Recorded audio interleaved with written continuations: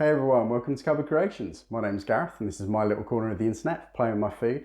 Today I'm going to be doing for you a Canarian Red Pepper Sauce. So back to that kind of theme of the time spent out in the Canaries. Really wonderful, and some of the food was great. So I wanted to make this red pepper sauce. Now normally when you're making something you'll see a green pepper and a red pepper sauce. I'm only making the red pepper one because I've tried making the green one and bizarrely I just don't like it. And as this is kind of my channel, I'm only going to make the stuff I really want to eat, you know. So like the green one was great out there, but every time I've tried to make it here in the UK, I think maybe it's the kind of, you know, the peppers that we get, it comes out so bitter. And I've tried different ways to sweeten it, just didn't work for me. So I really wanted to focus on the kind of red pepper sauce, and it is gorgeous and works so well with so many things. It's not just to dip your potatoes in. You know, you can use it for a couple of different things. So I want to show you as well a little kind of tapas recipe that will go with it and use it to a different way to what you're used to. So not just as a dipping sauce. So we're going to crack on. I want to say thank you everyone for sticking with me. I know it's been a long time since the last recipe. We just had a bit of a crazy time here. You know, lots of building work next door and to my house as well. Needed some bits redone. They were falling down. So yeah, just couldn't do anything. It's just drill, and that's all you would have heard. So we crack on and we start obviously with the red peppers. So you want to grab yourself 2 red peppers for this one. We're going to make enough for about 250 ml. So it's going to be a decent amount for some dipping, and we can use it in some other stuff. So all you're going to want to do is kind of chop your red pepper up into little bits and then just whack it in a blender. So we'll get rid of the seeds,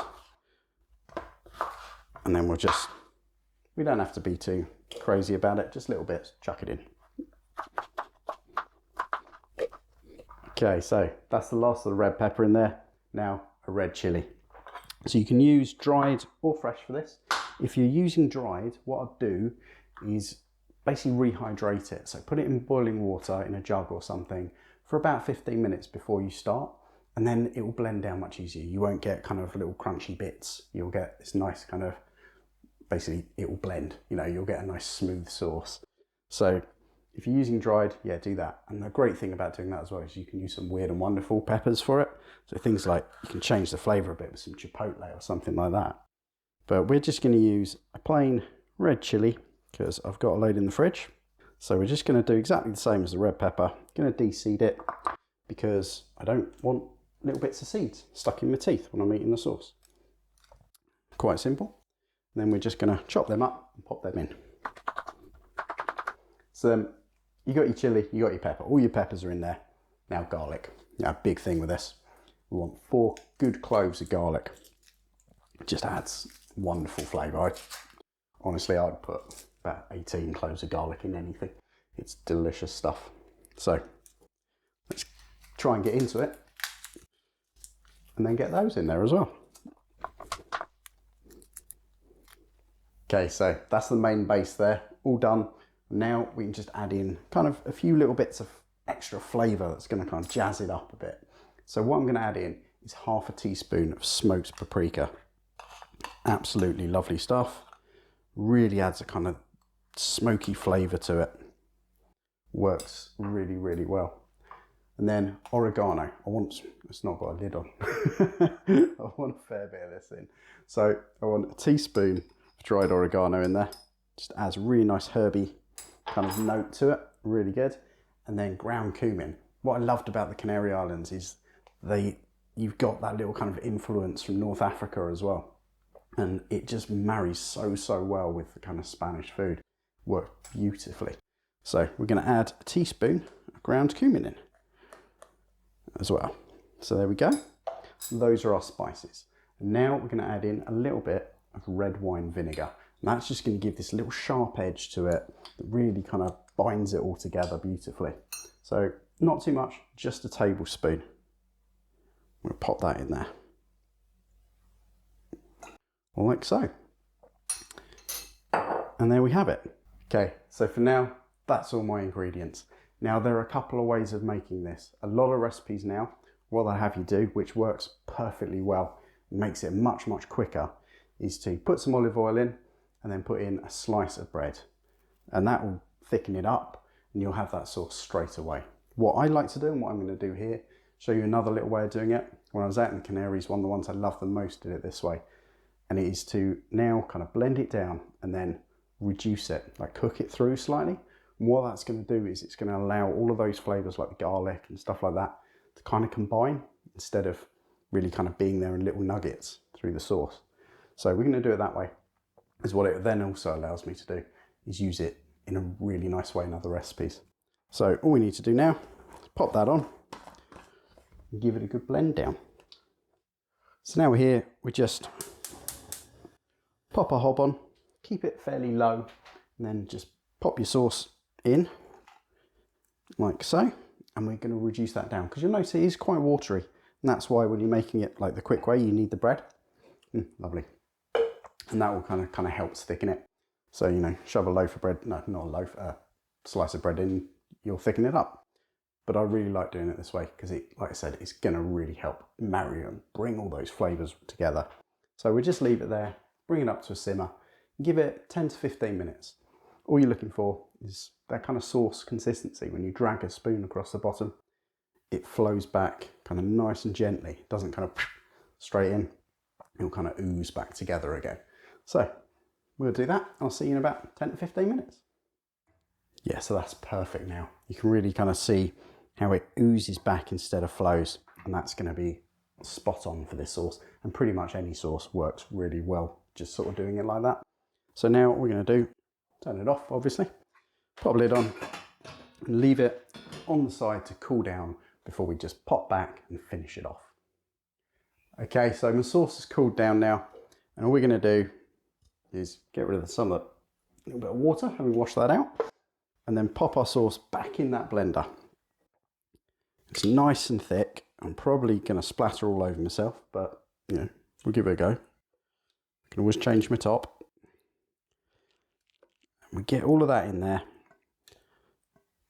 Oh, yeah, it's nice, really kind of thick. You can still get those little bits.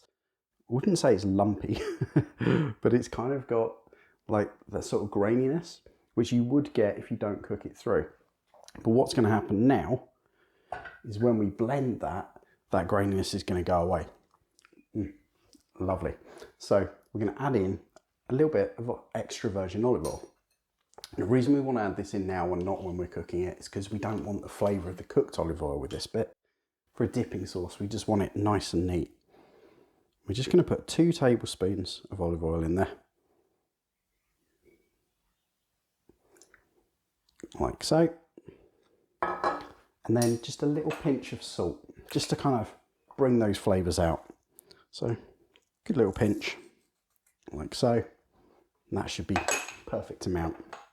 And then pop our lid back on and get reblending.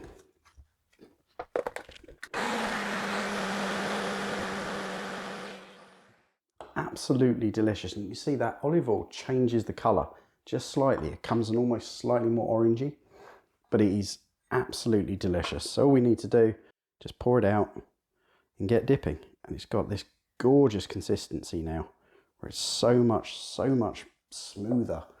So there we go. Really, really beautiful. Now what I'm going to do is kind of show you a way that you can use this sauce, because there's plenty there. So if there's only 2 of you, like there is of us, that's enough dipping sauce for a long, long time. Keeps in the fridge for a good week easily. So it's really good. But I want to show you this little tapas thing I want to do with it. So let's get cracking. Okay, so all I've got here is some aubergine, which I've sliced down to about 1 centimetre thick rounds, and then just brushed both sides with a little bit of olive oil. And then we're just going to griddle them and get those lovely kind of char lines on them. Absolutely beautiful.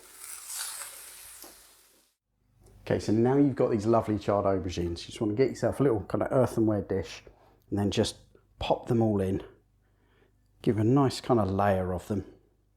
So you've got a nice kind of little covering all over the bottom. These delicious kind of charred bits of aubergine. And then just grab that sauce you made and just pour a bit over the top. As much or as little as you want. I like a good 3, maybe 4 spoonfuls. And it will seep down and just, oh, it's really, really good. The smokiness of the aubergine with that warming kind of spice from the cumin and stuff in the sauce. Just really, really works very, very well together.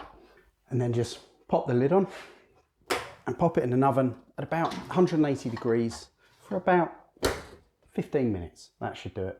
And that will just warm it all through, and all of that sauce will seep through everything, and you will just get a delicious, easy tapas.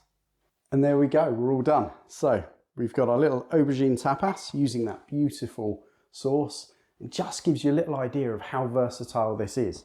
So we've got our beautiful Canarian Red Pepper Sauce, and just this little idea for a little tapas for you. So it can be more than just a dipping sauce. It is so, so delicious, and it just brings in so many cool flavours to pretty much most dishes.